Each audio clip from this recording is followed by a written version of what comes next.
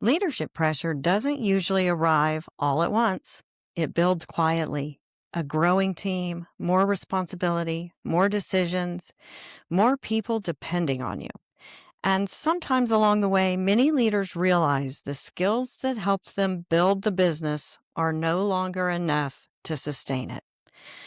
What once felt energizing starts to feel heavy, and trust breaks down, communication shifts, and decision fatigue creeps in. And many leaders carry those pressures silently because they believe they are the ones that are supposed to have all the answers. Today's conversation is about what really happens behind the scenes as organizations grow and the emotional and operational cost leaders pay when they carry too much alone.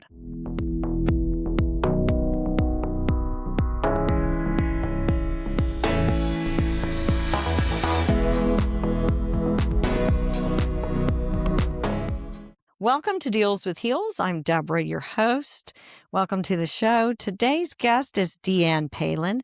She's a leadership strategist, a business consultant, and founder of On Point Business Solutions. After leading massive teams inside organizations like Target, Motorola, and the Phoenix Suns, DeeAnn works closely now with growth stage CEOs, navigating the challenges of scaling teams, building trust, and leading through change without losing themselves in the process.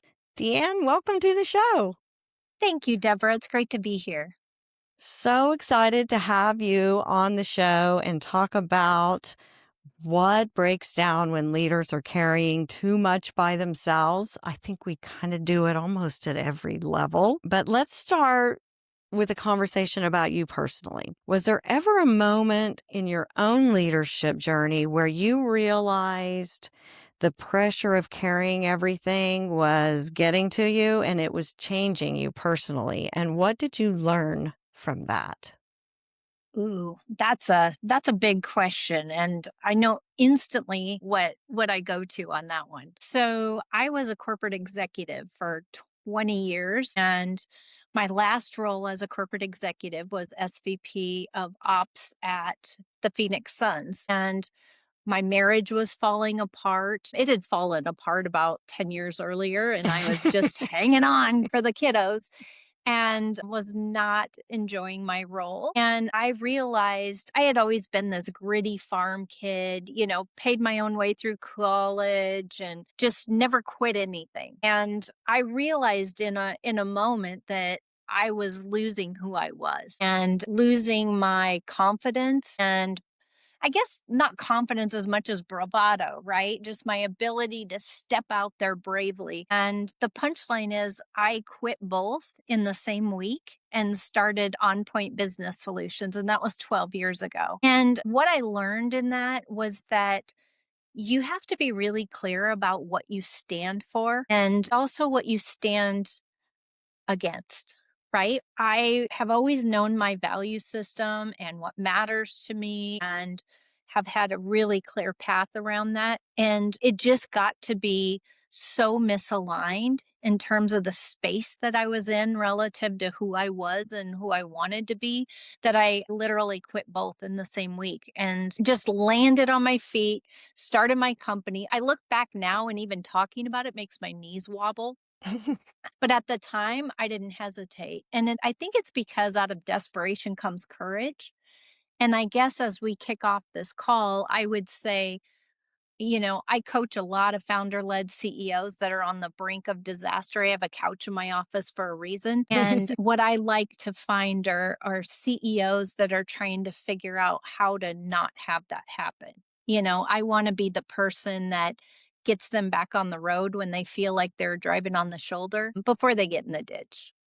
Right. And it's so easy to get there. It's so easy to take on more and more because it's easier to do that than for me to explain it and delegate, or just the financial pressures from growing and how much more that adds to your plate, and understanding what part of it you can get rid of that. But when you're on that high of a level and you're CEO, you're not talking about getting a virtual assistant, right? That's not exactly what you probably already have an assistant that's helping you with day to day things, but you need more than that.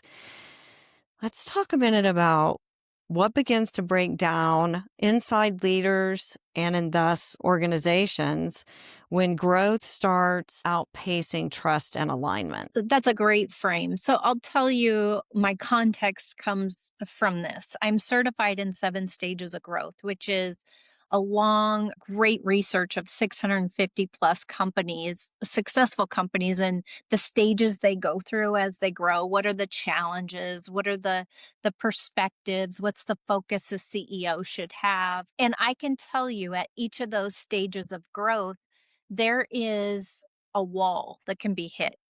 There's a reality at those stages. What got you here ain't going to get you there. And when we're a scrappy entrepreneur CEO with 5 people working for us, you can do just about anything. You can push all those rocks up a hill. You can keep your tribe gathered. You can manage all the customers. When you get to 30, it starts to get more challenging, and everybody doing everything doesn't work anymore.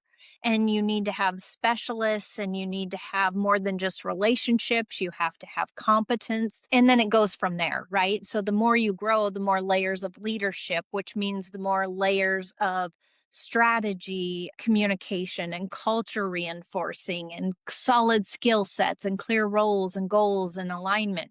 And so as a CEO, what started your company is not going to grow your company, and you've got to reframe yourself. Couple of things I will say. I think a lot of what I see in CEOs, and I even had to work through this myself, is we think when we build this company that we should know how to do everything, even though we've never done it all. We think we've got to figure it out. We look around the room at our peers who are leading 50 and $100 million companies, and we're like, man, they're doing it. They've got this handled. I better too. And we get that imposter syndrome of, I must not know what I'm doing and I can't tell anyone about it.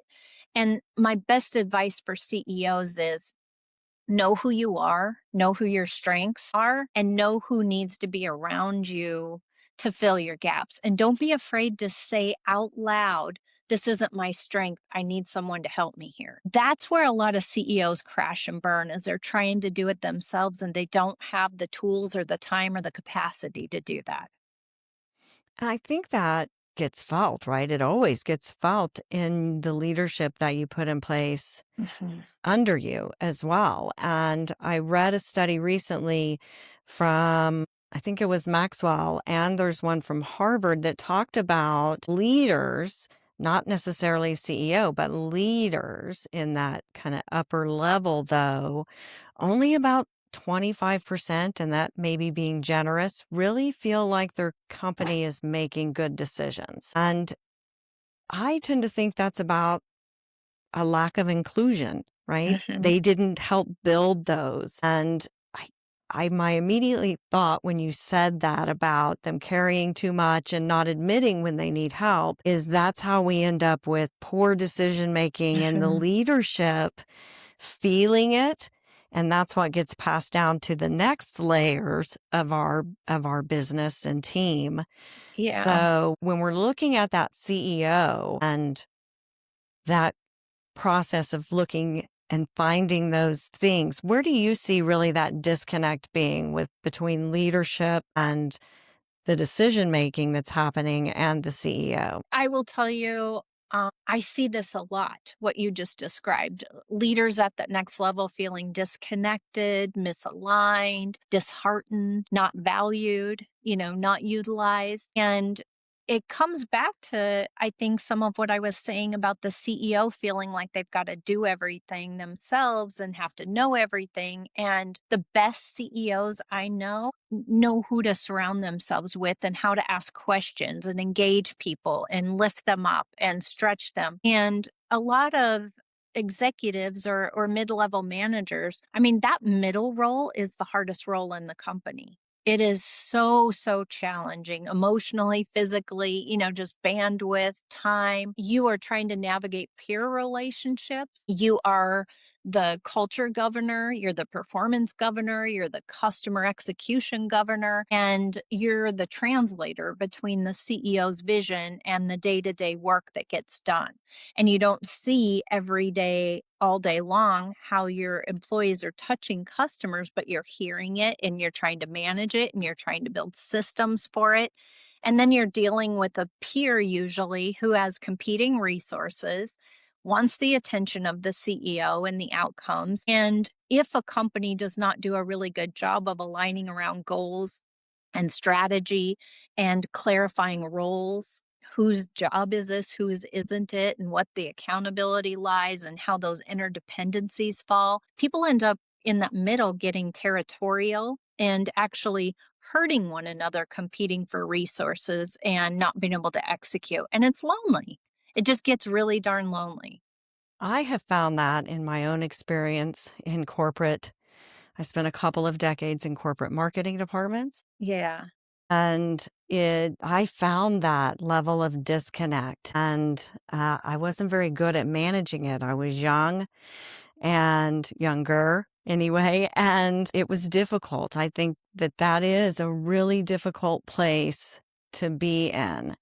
And I often see it with the companies that I work with too, that they feel really disconnected and that competitiveness happens. And even more than that, I work with sales culture, which Oh, you really get that it's competitiveness. yes. And it's most people, when you think about sales culture, they think about it from that perspective of the little 7 steps of the Mhm. sales team and what the sales team, but honestly, it's the enterprise growth that is what matters in that growth cycle, not this little sales cycle. Sometimes that little sales cycle is broken, but boy, that's an easy fix, right? Then, right, by the time they talk to you, they've probably tried a few things. They've gotten a new Right. sales manager, they've changed terms, they've got different offers going, and yet they're still struggling. And for me, one of the things I found is instead of looking at the whole company and its growth cycle and the demand building portion that now is just overwhelmed with branding, which is like standing on your front porch and screaming your name as loud as you can because that's right. It's just that one little portion. But that the people at every level need to understand how important they are to that overall Uh-huh. growth cycle. And when they do, they feel really empowered. When they understand we're all in this big thing to sell a product or a service, that's why the company exists. So we're all in sales, not just the person sitting in the seat asking. But when they identify with that, then that can be really empowering. And that culture comes all the way through. And it's hard because people are so negative about sales. They don't want to talk about sales. I definitely don't have a sales job. I've heard that so many times from so many people. And that just means you're not sitting in the chair asking for the sale. Mhm. Doesn't mean you're not in sales because everyone here has an Yeah. element and a role to play in that. And so I see that from that perspective when it comes down, and you can start identifying where the growth is falling apart and it's breaking. But I think you may see that from a different perspective than I do. And from that kind of leader perspective, when they're looking at it, sometimes they don't feel that break until it hits revenue. Or if they did feel it, they didn't prioritize it because they're being pulled in so many different directions. Well, one of the exercises I do with executive teams is mapping key functions, which gets back to clear roles and goals and accountabilities and how you define success in a role. We think we do that well, but we don't do that well. It's interesting when we map the key functions of an organization and then ask who does that. There's often nobody in charge of it, or there's 3 people in charge of it, and so the first thing is really getting clear about who owns this function. It's different than an org chart. It's key Yeah. functions. And then the next step is mapping those key functions to talk about how many of what gets us to the revenue targets that we need to get to. And this is what you were talking about.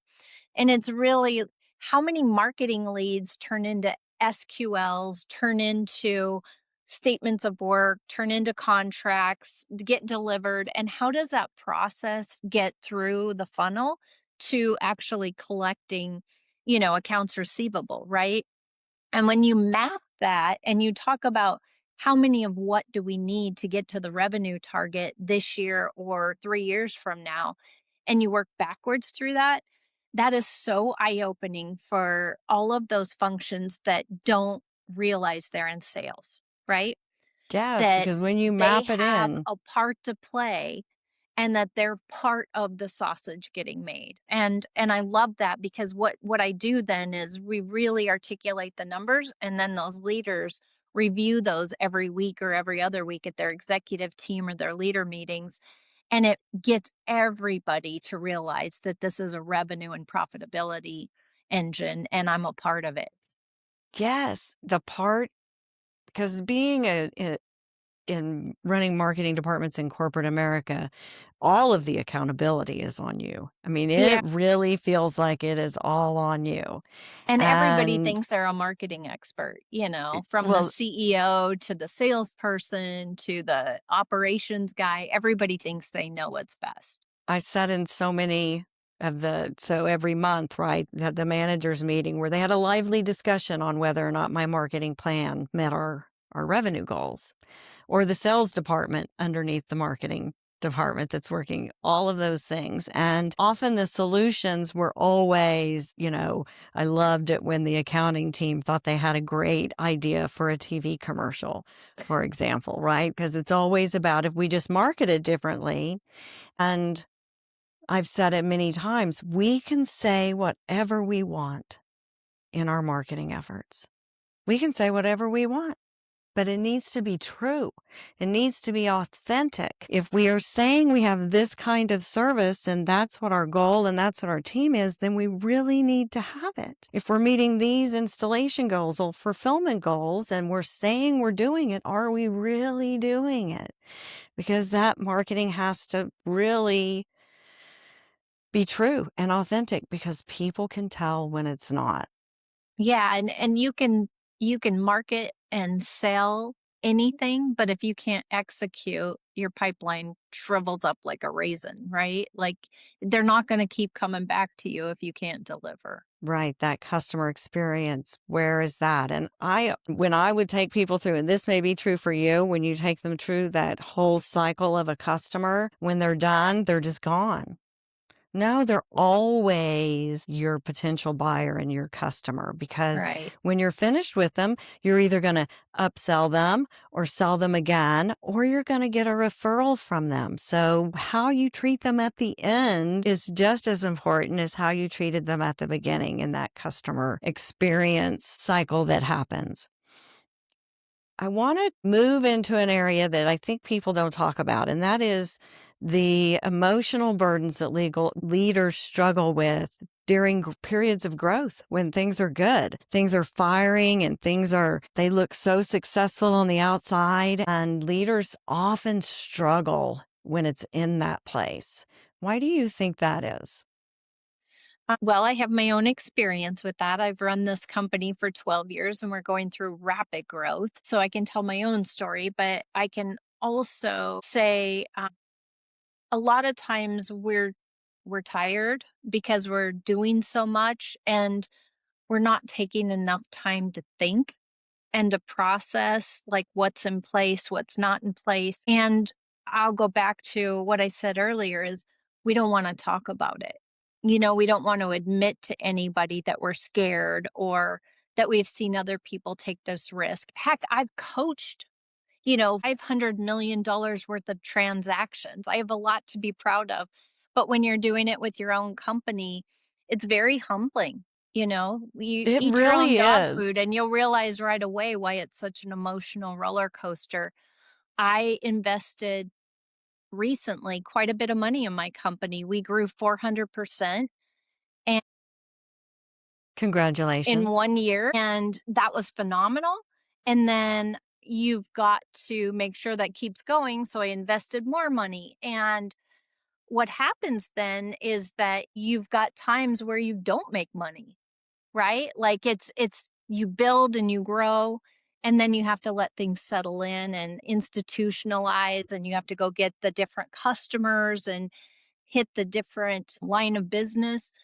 And for me, it was 2 months of operating in the red when I had run a business for 12 years. And it's daunting, it's scary. And here's the truth about it. We care about the families we support, and nobody really has that context. I can tell you when I was an executive in corporate America, I couldn't understand why a CEO didn't have enough time, or why what I was working on wasn't important to them, or why they hadn't read my email yet, or why we hadn't discussed this new initiative. And then you sit in the seat of a CEO and you realize, oh my gosh, their house is mortgaged. They're they've got kids growing up that they want to get to a soccer game. They've got resources that are stretched to the max. They've got 150 emails pouring in.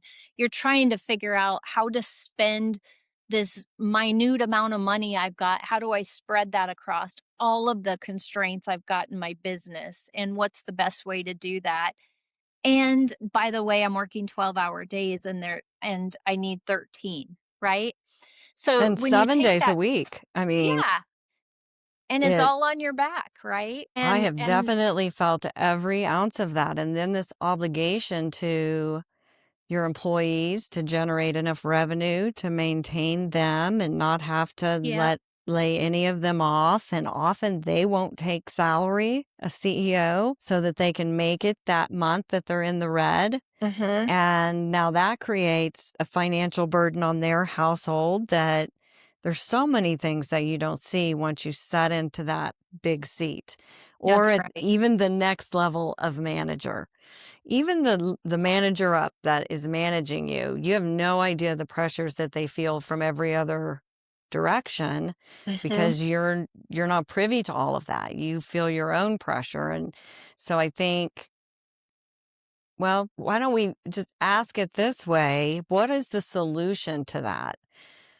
When you're the one who's feeling like you're not being heard, that the leaders in front of you, even if you're an executive and the only leader above you is the CEO, how can you have empathy for that leader that's likely struggling with, yes, what you're struggling with, but also something a little bit more too, so that you can support and still get fulfilled? Yeah, I think I would say there's 2 questions I encourage leaders to ask of their boss. One is, if I'm wildly successful, what will I have accomplished for you? You know, it can be this year, it can be this quarter, it can be this week, it can be this decade. But if I'm wildly successful, what will I have accomplished? What does success look? And the other question is, how can I help you be effective as CEO, as an executive? How can I make your life easier? What can I focus on to take a load off of you? And if you can ask those 2 questions, all of a sudden you've created a real role for yourself. You know you're valued, you know you're heard, and you've built trust. Talked about trust earlier. Trust comes in 2 ways. Trust comes from, do I believe this person has the competence to perform? Do they have the know-how? Do they have the skill set? Do they have the communication or the EQ or whatever those competencies are that they need to be successful? And the second piece is, do they have my back? You know, do they have my back? Boy, And that's a big one. if you can't answer yes to both of those, you're on wobbly ground, right? So if you can't answer yes to both of those peer to peer, if I can't answer that about my boss, if my boss can't answer that about me, we are in big trouble, right? You got nothing if you don't have trust. I mean, right now, the state of business in America especially is, boy, there's not a lot of that trust. There's not a lot of loyalty being built in companies, private and public companies. Mhm. It is difficult to build that loyalty and focus on growth. And they're focused on such big growth and for public shareholder growth as opposed to anything else that's their main responsibility. Yeah. But in a private company, they tend to be smaller and a little bit more tied into their leadership too. What do you think the reason is that they have that? Like we're not building loyalty. For example, my brother just retired after 43 years working for the same company, Wow. right? And they made a comment at his retirement party about how they're not seeing as much of that since their retirement plans and their benefits and how all of those things are structured have changed, that they felt like that was part of it, why they're not seeing as many people really get vested and stay. I think it might be more than just that. Mhm. What do you think? Uh, I see a lot of this swirling around. I think the secret sauce is, making sure that you have an A player team, right? Like, you don't tolerate poor performance, and that means, like, jerks, and that means Hmm. people that aren't doing their job, because what happens if you tolerate that, you end up giving that work or that burden to the high performers, and high performers won't stick around. I think it comes down to alignment, making sure people feel like there's outcomes that they are vested in, that they know their part in, that they feel camaraderie and teamwork and trust with peers. And I think it's about lifestyle and life management. People aren't willing to just clock in every day anymore, you know? People are realizing and embracing that work is a means to an end. It's not my identity. And it's not just a generational thing. I mean, I know 60-year-olds who have shifted their thinking into, look, I've spent 40 years clocking in and I have 2 divorces to show for it, right? Exactly. And I don't and my health is falling apart. I want to be somewhere that adds value. I see it with my own team. I've got a team that's made up of a mix of full-time employees, and I, through COVID, and have built this into the lifestyle of my business, but I have gig employees where they don't want to be married to a corporation. They want to pick projects that they're excited about, they want to be passionate about, they want to be well utilized. And I think there's more people paying attention to what's my value and what do I value than just being loyal to a company. And companies need to respond to that. They need to pay attention. And I think it's possible to build loyalty even in that scenario. And as someone who works quickly, I can get an amazing amount of work done in a short amount of time when Yeah. I'm focused. And in corporate world for me, that meant I'm finished quickly and I'm taking on the burdens of other things Mhm. because I can't sit still. I don't know what. So I end up doing a lot of things that I probably shouldn't have been doing. And when COVID happened, and then afterwards, of course, everybody was virtual. And then the whole push to bring people back into the office. And I had a client, a corporate client, and the CEO, he was determined they're coming back in. And so I would ask, questions about to lead me to understand why. He was exasperated, right? Sometimes you got to push them into the, so they're exasperated with the question. And he was like, well, how do we know that they're working? Right? Because he's so used to the trading hours for dollars clocking in scenario. Mhm. And so my question was, well, is the work getting done? Mhm. Because if the work's getting done, then they're working. Are you paying for the work or are you paying for the time? That's And I think exactly that right. loyalty builds so much easier when you're paying for the work because your work is valuable. Your butt in the seat for that amount of time isn't what is valuable, unless, of course, you're covering phone. I mean, there are things that make you Yeah. be there, and for teams to get together and collaborate and all of those things are important to do. But he could never say those things. He could never say, well, it's important. We have this camaraderie and we have this. And it finally came down to he really felt like he was paying them not to work, right? Because he was so vested in the time portion of it. How do you Well, think? I do see that. I mean, I have worked really hard to learn from what I've seen CEOs do poorly, ones I worked for and ones I've coached, and what I have tried to build at my company. And I think we're doing a pretty good job. Is we have regular all team meetings. And we start with our values and we recognize each other and clients. And I even let them boast about themselves where they've shown up and So lived our important. values and the outcomes. We collaborate on meetings and outcomes and projects. I blend my teams as much as I can to deliver for clients. We meet with them regularly to make sure they're enjoying what they're working on and that we're developing them into new things. We match personalities with our clients to make sure the client and them are in love with each other. We flex up and down around people's vacations. I don't have a time off program. If you need time off, you take it. You work with us, you schedule it. We don't have a set number of hours that you can take of sick or vacation. You're sick, stay home. You want to take a vacation? Let's plan your work. And we have a grown up organization that relies on each other, backs each other up, and people's roles have shifted. I've got people that have worked with me for 10 years and we've evolved what they do into what they love. Jim Collins has the hedgehog principle, and it's Mhm. what are you passionate about? What are you really, really good at? And where can you add value? And so I push all of my companies to stay focused on that. What are our key capabilities and what's our product based on that? But if you do the same with a team member, whether you're a mid level manager and you've got a direct report or you're the CEO trying to structure a company, if everybody's operating in their hedgehog, you've got an amazing, aligned, excited, engaged, successful company.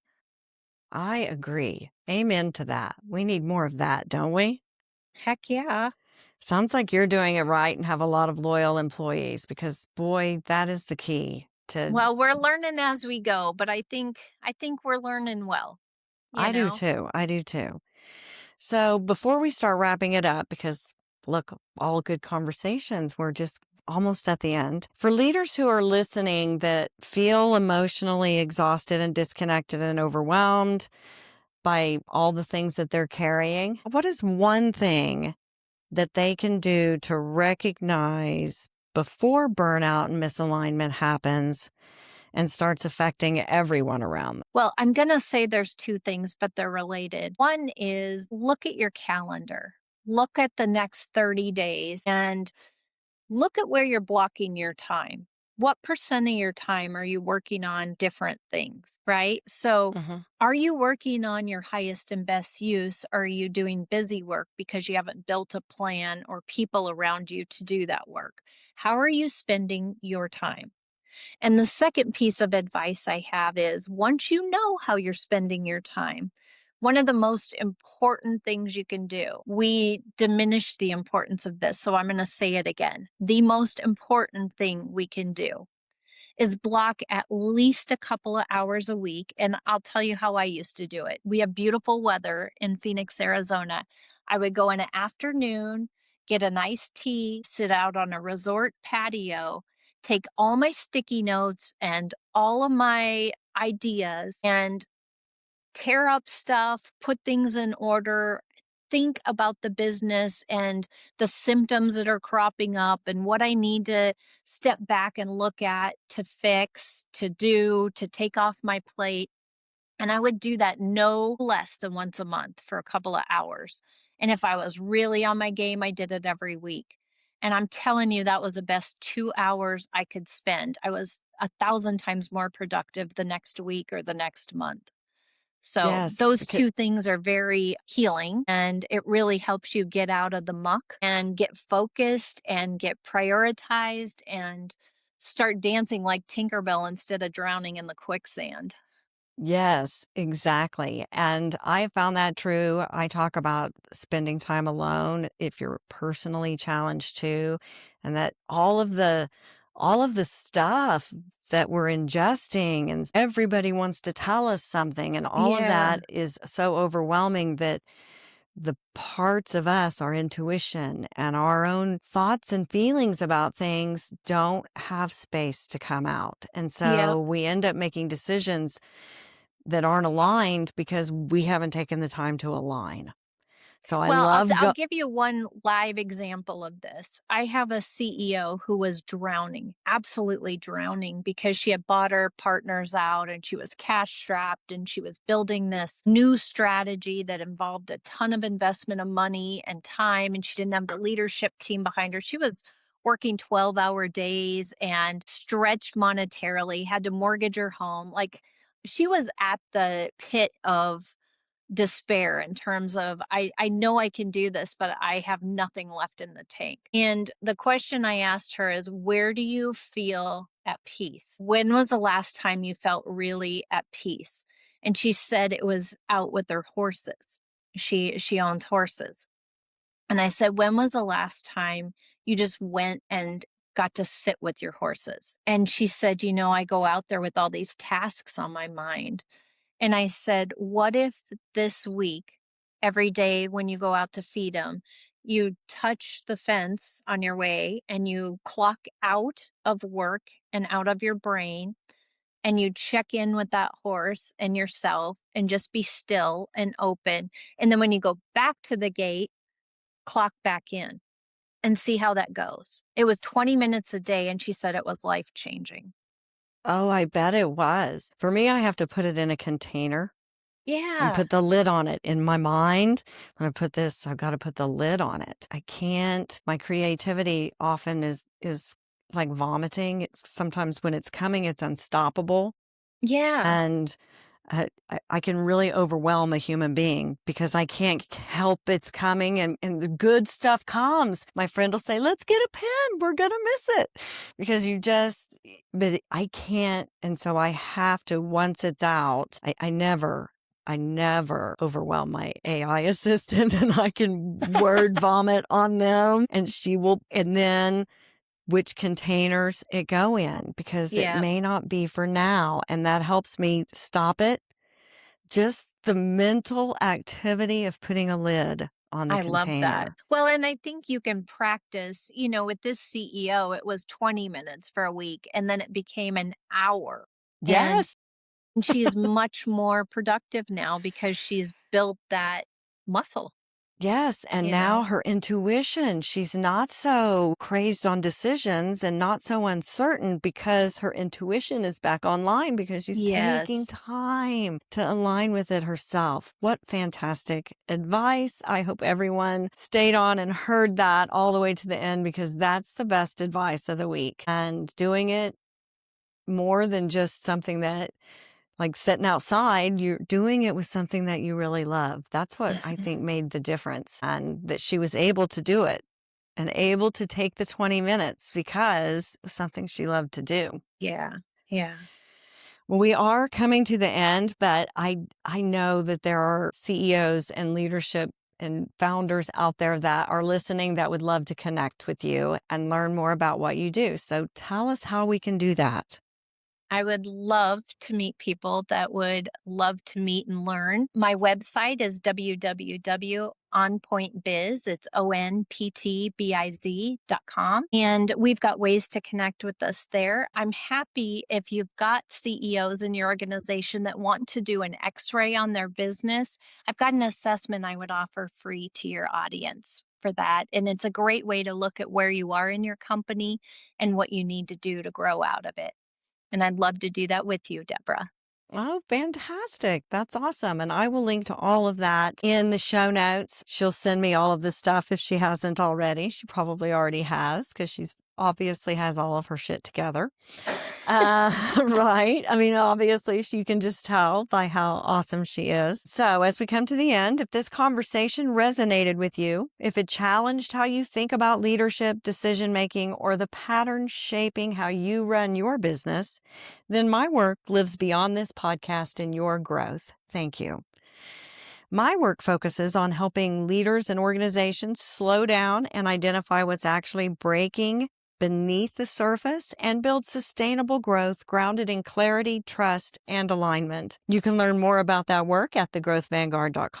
And if you're interested in going deeper, I've included links in the show notes to download resources like the Human Sales Playbook and 5 Signs Your Growth is Breaking. If you've enjoyed today's conversation, make sure to follow and subscribe to Deals with Heels so you never miss out on what's ahead. And if you're feeling very generous, please leave us a review. It helps more than you will ever know. DeeAnn, what a great conversation. Thank you so much for coming on the show. Thanks for having me, Debra. And until next time, everyone, stand strong in your power, especially when it gets uncomfortable. See you next week.